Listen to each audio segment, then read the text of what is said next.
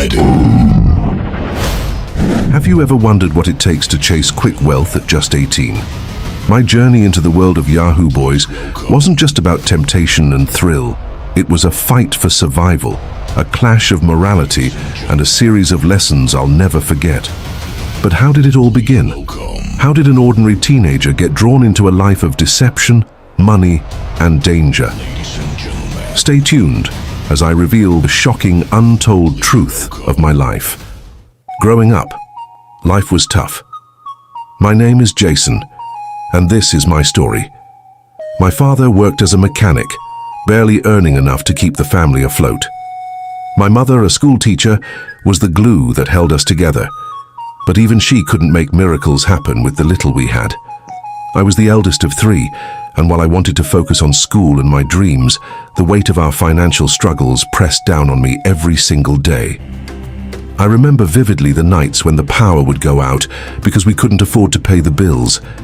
My siblings, Emma and Michael, would complain about missing their favorite TV shows, and I would silently curse the universe for being so unfair. Watching my parents sacrifice so much just to put food on the table filled me with a mixture of guilt and helplessness. The turning point came during my final year in high school. My best friend Daniel showed up one day with a brand new phone. It wasn't just any phone, it was the latest model, sleek and shiny, something I'd only seen in ads. "How did you afford this?" I asked, stunned. He grinned, leaning in as though he were about to reveal the secret of the universe. "Jason, there's money to be made online, serious money. You just need to be smart about it." I was skeptical but intrigued. "What are you talking about?" He chuckled. "Yahoo, bro. It's the way forward. You just need a laptop, a bit of charm and guts." "Yahoo?" I repeated, confused. "You mean internet scams?" Daniel shrugged. "Call it what you want, man, but it pays the bills. Look around you. No one's going to hand us a better life. You have to take it. Are you in?" I didn't say yes right away, but the seed had been planted. That night I couldn't sleep. Daniel's words replayed in my head, mixing with memories of my mom's tired face after another long day at work and my dad's worn hands from fixing cars. I was tired of struggling, tired of feeling like the world was stacked against us. The next day, I told Daniel I wanted in. He smiled knowingly, clapping me on the back. "Welcome to the club, my guy." It started small. Daniel lent me his old laptop, and we spent hours watching YouTube videos and reading forums about how to craft convincing stories to scam people online. The first time I sent an email pretending to be someone I wasn't, my hands trembled. But when the first $100 hit my account, all my doubts were drowned out by the rush of excitement. "I'm good at this," I told Daniel one evening, as we celebrated another successful hit. "Of course you are," he replied. "This is just the beginning." But the deeper I got, the more complicated things became. We moved from simple email scams to impersonating entire identities, weaving intricate lies that preyed on the emotions of strangers. There was one woman, a widow from Texas named Linda, who I convinced to send me $500. She thought she was helping me escape a war-torn country. I told myself it was just a game, but when I saw her tearful message thanking me for reaching out to her, something in me twisted. "Jason, you're overthinking this," Daniel said when I brought it up. "These people have more money than they know what to do with. You're just evening the score." I nodded, but his words didn't ease my guilt. Still, I couldn't stop. The money was addictive. I started buying things I never thought I'd own: designer sneakers, a new phone, flashy clothes. For the first time in my life, I felt like I belonged, like I was someone. But the rush came with risks. One night, as I was setting up a fake profile, my mom walked into my room. She froze when she saw my screen, her eyes narrowing as she took in the elaborate lie I was crafting. "What is this, Jason?" she asked, her voice trembling. I stammered, trying to close the laptop. "It's nothing, Mum, just some school projects." "Don't lie to me," she said sharply, and for a moment I saw tears in her eyes. "Is this what you've become? A scammer? This isn't the son I raised." Her words stung, but I brushed them off. "You don't understand," I muttered. "I understand more than you think," she said quietly, "and I know this path leads nowhere good." I ignored her warning, but her words lingered in the back of my mind. Then one day, everything changed. That day started like any other. Daniel and I had just pulled off a major hit. A businessman from Europe had wired $2,000 after believing a sob story I had crafted about a sick child in need of surgery. Daniel and I celebrated at a local hangout, laughing and feeling invincible. But as I walked home that evening, a strange unease settled over me. I couldn't shake the image of my mother's disappointed face from the night she caught me. Her words echoed in my mind. This path leads nowhere good. When I got home, I saw her sitting at the kitchen table, staring at a pile of bills. Her shoulders were slumped, and her face looked more worn than usual. "Jason," she called softly, looking up as I entered. "Yes, Mom?" "I got a call from your school today." Her voice was calm, but I knew that tone. It was the calm before the storm. "They said you haven't been attending classes for weeks. What's going on?" I froze, my mind racing for an excuse. "I've just been busy," I mumbled, avoiding her gaze. "Busy with what?" she asked, her voice rising slightly. "Jason, don't lie to me. You've changed. You don't talk to us anymore. You're always locked in your room. What's going on with you?" "I'm trying to make things better for us," I snapped, my frustration boiling over. "I'm tired of watching you and Dad struggle while I just sit back and do nothing." She stared at me, her eyes filling with tears. "Better? Jason, do you think this scamming is making anything better? You're destroying yourself. You're destroying us." I didn't respond. I couldn't. Instead, I stormed off to my room, slamming the door behind me. That night, I lay awake, staring at the ceiling. My chest felt heavy, like I was carrying a weight I couldn't shake off. I tried to justify my actions. After all, the money I made was helping. I had given my mom some of it to pay the bills, though I told her it was from a side job. But deep down, I knew she was right. The next day, Daniel called me with what he called the opportunity of a lifetime. "There's this guy, Mark," Daniel explained. "He's been in the game for years. He's got connections and knows how to pull in the real money. He's looking for 2 guys to join his crew. I told him about us, and he's interested." "Are you sure about this?" I asked, my stomach twisting. Daniel laughed. "Jason, this is our big break. With Mark, we'll be making tens of thousands in no time. Don't chicken out now." I hesitated, but the promise of more money was too tempting. "All right," I said finally. "Let's meet him." That weekend, Daniel and I met Mark at a fancy cafe downtown.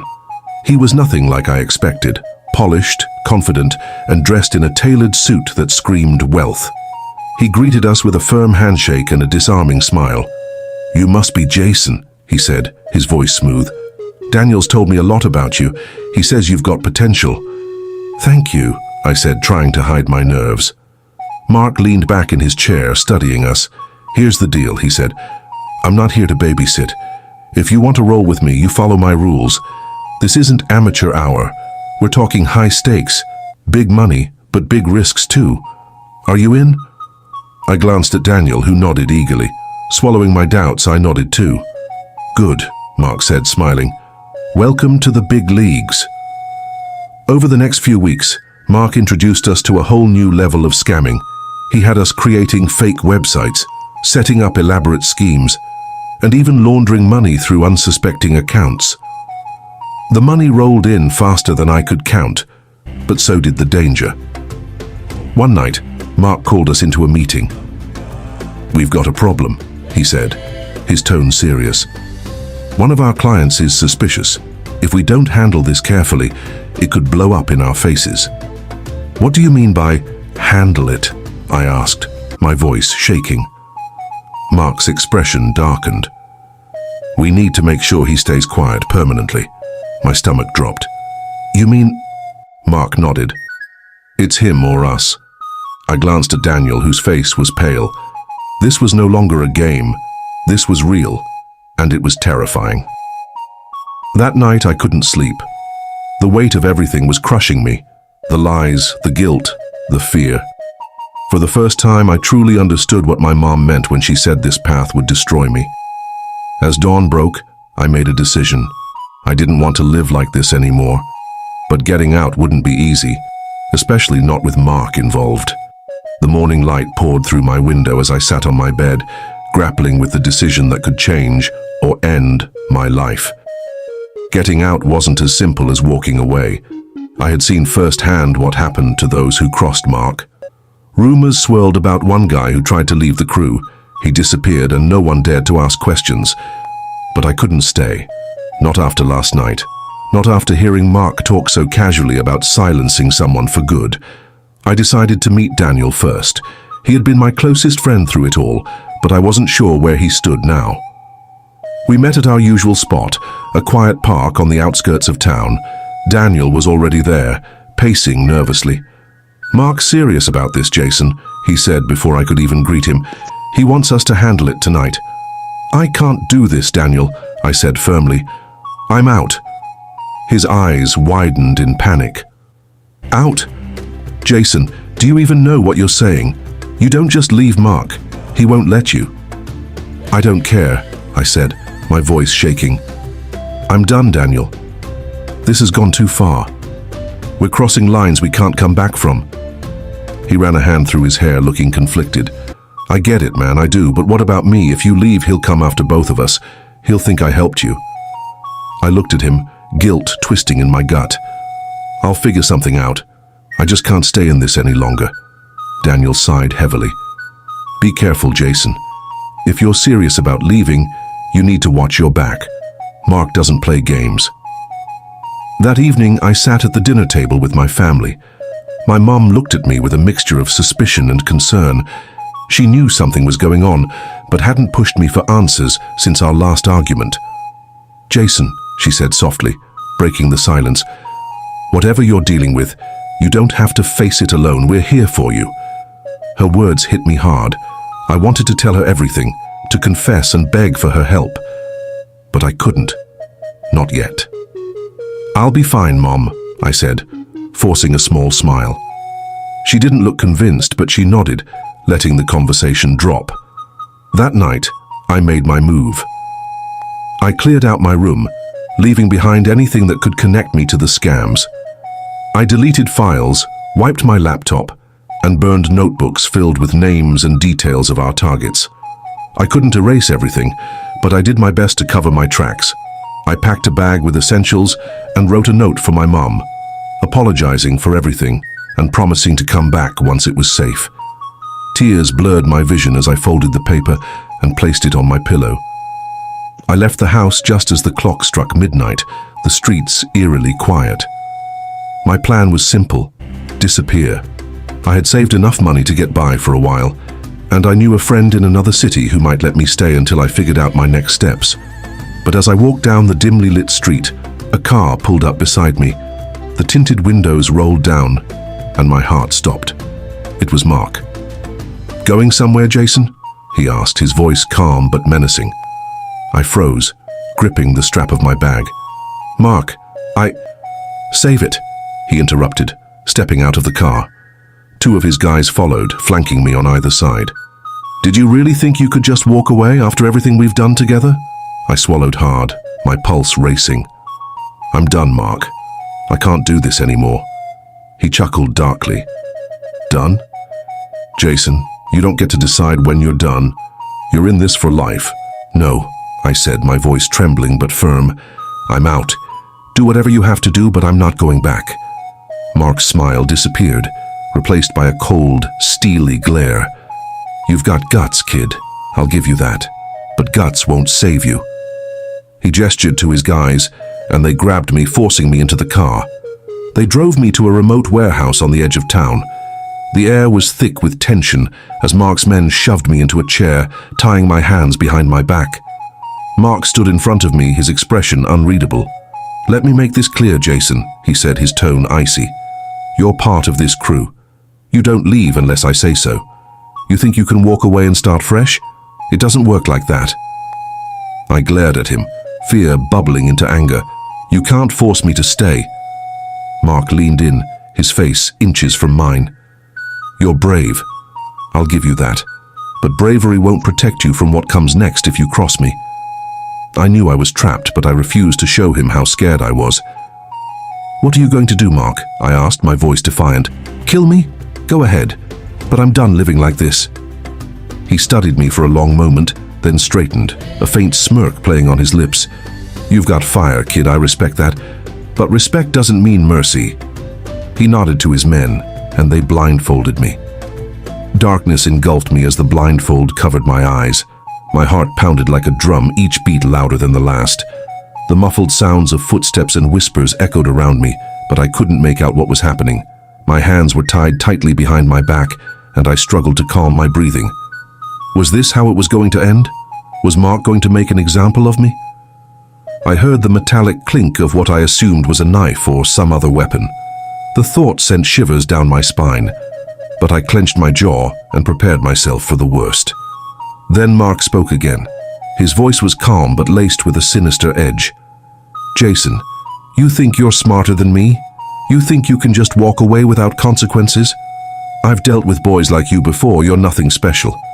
The blindfold was ripped off my face and I blinked rapidly, adjusting to the dim light.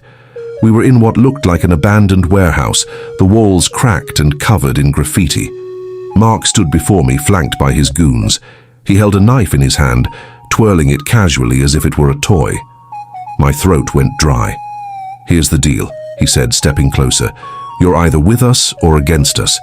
And if you're against us..." He let the sentence hang, running the blade along the armrest of the chair I was tied to.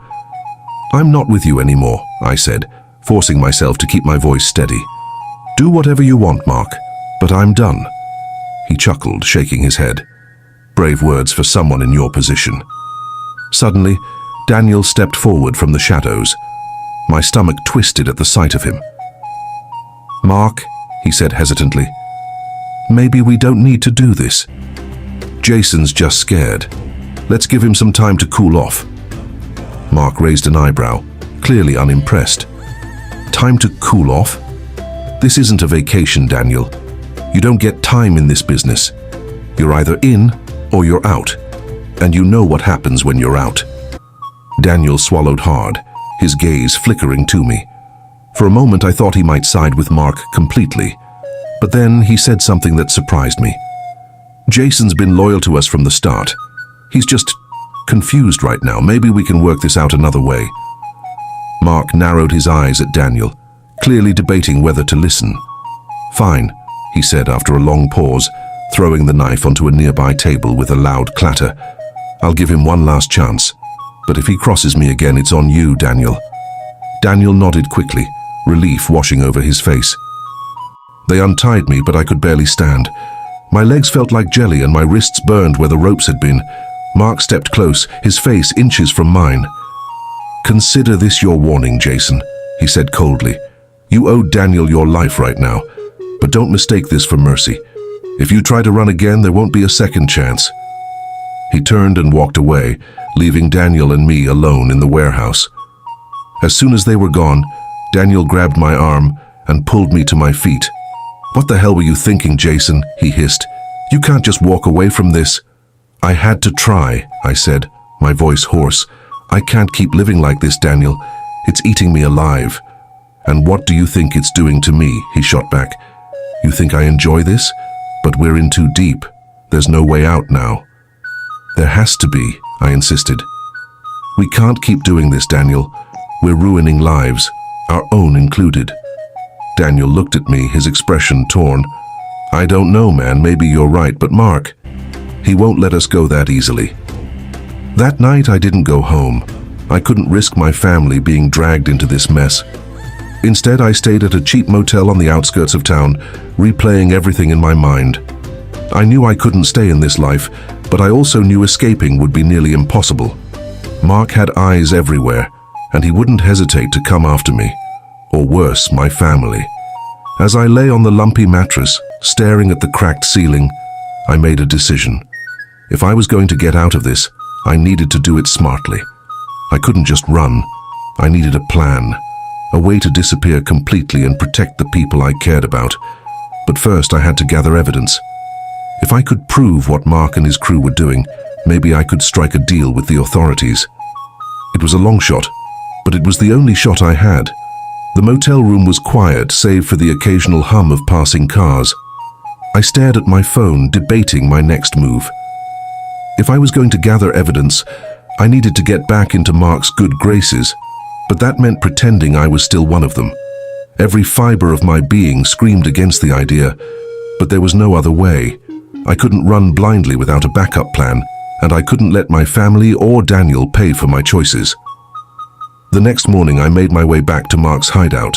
The heavy feeling of dread sat in my chest, but I masked it with a facade of calm determination.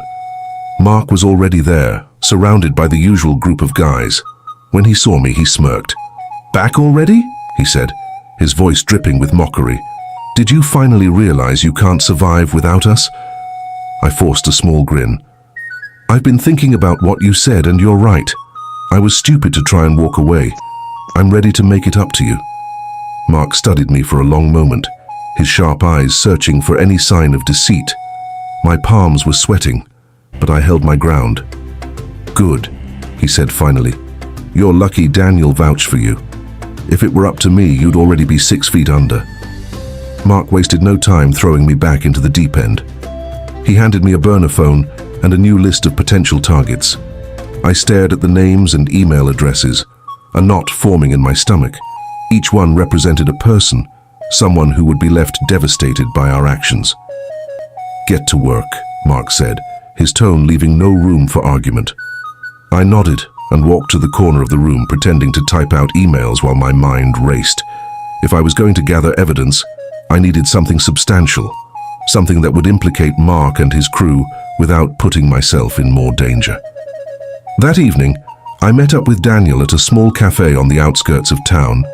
He looked exhausted, dark circles under his eyes and a worried expression on his face. "You're playing a dangerous game, Jason," he said, as soon as we sat down. "Mark's not stupid. If he even suspects you're up to something, you're done for." "I know," I said quietly, "but I can't do this anymore, Daniel. I'm going to get out and I'm taking you with me." He scoffed. "You make it sound so easy. You think you can just walk away? Mark will hunt us down, Jason. There's no escaping this life." "There's always a way," I insisted. "We just have to be smart about it." Daniel leaned back in his chair, his gaze distant. "You've got more guts than I do, man. I wish I had your hope." Over the next few weeks, I played my role perfectly.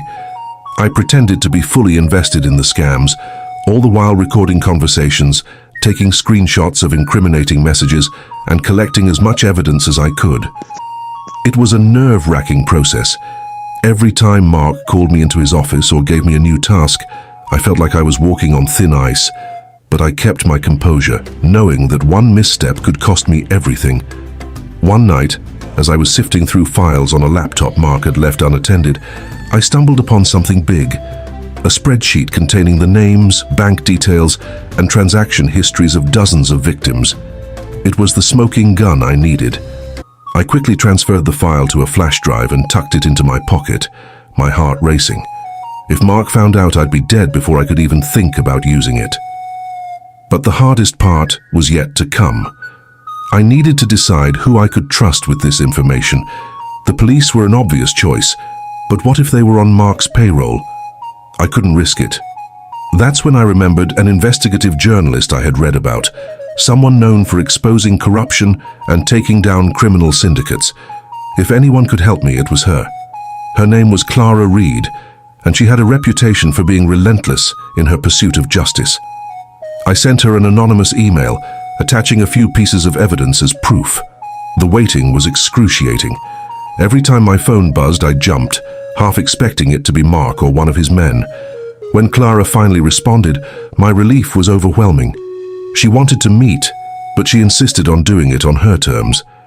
The location she chose was a crowded park in broad daylight, smart considering the danger involved.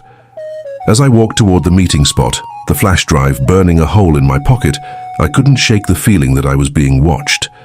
My paranoia was at an all-time high, but I forced myself to keep moving. Clara was exactly how I had imagined her, sharp-eyed, confident, and no nonsense. She listened intently as I explained everything, her expression growing more serious with each passing moment. "This is big," she said when I finished. If what you're saying is true, we can take these guys down. But you need to understand, Jason, once this goes public, there's no turning back. Are you ready for that? I hesitated, the weight of her words sinking in. This was it, the point of no return. I'm ready, I said finally, my voice steady. Clara's words hung heavy in the air, and I realized how much this moment would define the rest of my life. There was no room for second thoughts. I had crossed the threshold, and the only way forward was through. She handed me a small recording device. I need you to get more. The spreadsheet you gave me is gold, but we need direct conversations, names, voices, everything that ties this syndicate to their crimes. I clenched my fists, my resolve hardening. I'll get it. Just promise me one thing, protect my family. If this goes south, they'll be Mark's first target. Clara nodded, her gaze unflinching. I'll do everything in my power to keep them safe. But Jason, you have to be careful. This is dangerous territory. Don't let your guard down for a second. I returned to the hideout, the recorder hidden deep in my sock, my nerves taut like a stretched wire. Mark's piercing gaze met mine the moment I entered, and I felt an icy chill crawl up my spine. You're late, he said, his voice calm but laced with menace. Got caught up with a client, I lied smoothly. Took longer than expected, but it's done. Mark didn't respond immediately. Instead, he tilted his head, his eyes scanning me as though he could see through my carefully constructed facade. Good, he finally said. We've got a big one tonight.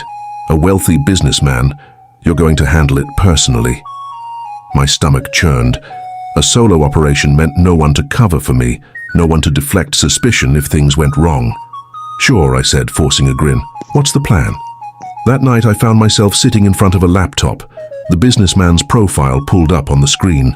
Mark had provided a script, a calculated series of lies designed to lure the victim into our trap. I glanced at the recorder in my sock, my mind racing. This was my chance. If I could get Mark's voice on record instructing me, it would be a massive win for Clara's investigation. Hey Mark, I called out, keeping my tone casual. Can you run through this plan with me again? I want to make sure I don't mess it up. Mark strolled over, his face unreadable. What's there to explain? You're the one who's supposed to be a natural at this. I know, I said quickly, but this guy seems sharp. I don't want to risk slipping up. Just give me the rundown one more time. He sighed, clearly annoyed, but he indulged me. As he spoke, I subtly tapped the recorder in my sock, praying it was capturing everything. The scam was as elaborate as it was heartless. Mark laid out the steps: create a fake investment opportunity, use psychological tactics to build trust, and then drain the victim's account under the guise of securing the deal. I nodded along, pretending to take mental notes, all the while feeling disgusted by the words coming out of his mouth. Got it, I said when he finished. I'll make it happen. Mark smirked, clapping me on the shoulder. I knew you were a quick learner. Don't let me down, Jason. Hours later, after the operation was complete and the others were celebrating their ill-gotten gains, I slipped away to my room. My hands trembled as I retrieved the recorder from my sock. I played it back, relief washing over me as Mark's voice filled the room. This was it, the evidence Clara needed to bring him down. But the sense of triumph was short-lived. A loud knock on my door jolted me from my thoughts. Jason? Mark's voice barked from the other side. Open up! Panic surged through me. Had he discovered my betrayal? I scrambled to hide the recorder under my mattress before opening the door. Mark stood there, flanked by two of his henchmen. His expression was unreadable, but his eyes burned with suspicion. We need to talk, he said, stepping into the room without waiting for an invitation.